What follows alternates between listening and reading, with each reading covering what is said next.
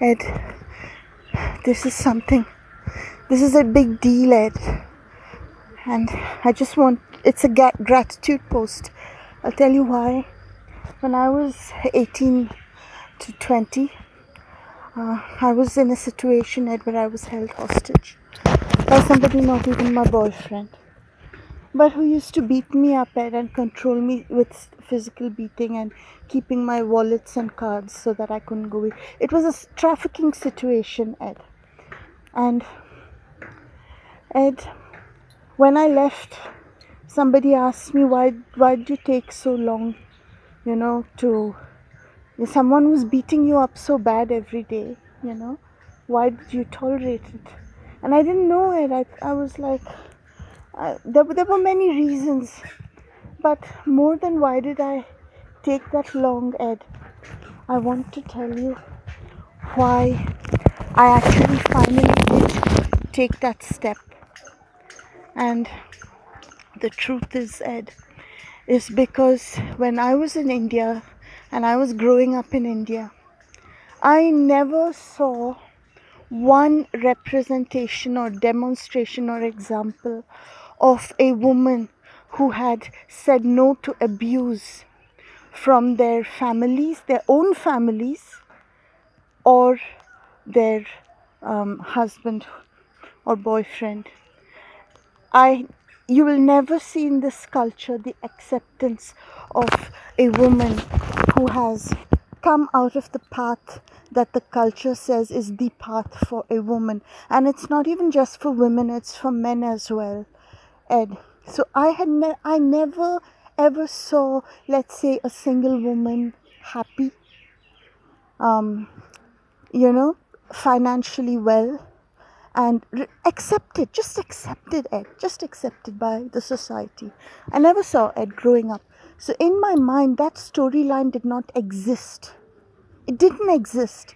In my mind, the only possible life path was, you just have to take the abuse, be happy about it, pray for the person who's abusing you, and do what Jesus did, suffer.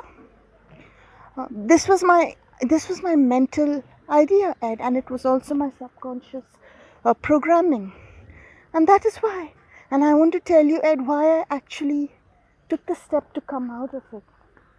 It was just that I went to Australia for my graduation, and there, Ed, between the age of 18 and 20, I saw single women, single mothers, women who had left abusive families, abusive husbands and boyfriends with their children.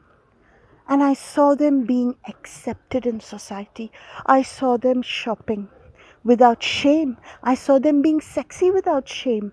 Where I had grown up, if you didn't want to stay with your abusive husband or your abusive family, then you must say that you're going to become a nun, or if not a nun, then the equivalent of that. You have to make it like you're no longer available for romance or sex, because if you make it that you are available, then they're going to say you're a whore, and that's why you left your family or your husband, because you're a whore. That's the culture that I was exposed to. But when I was there in Australia, I saw women dating again, finding love, finding happiness, marrying again, and Ed, being happy, just being happy. I had never seen that, Ed, before the age of 18. And it was this, Ed, that I saw it, Ed, for 2 years, 2.5 years. And that subconsciously made me realize that there is another storyline possible here. There is that option as well. I didn't even know it, Ed. I didn't even know it. Of course, Ed, mentally I've seen movies or whatever, mentally. But that does not affect a person's subconscious belief system, Ed, unless it's something that you see in daily life. You have to see that. And Ed, I'm posting this, Ed, because I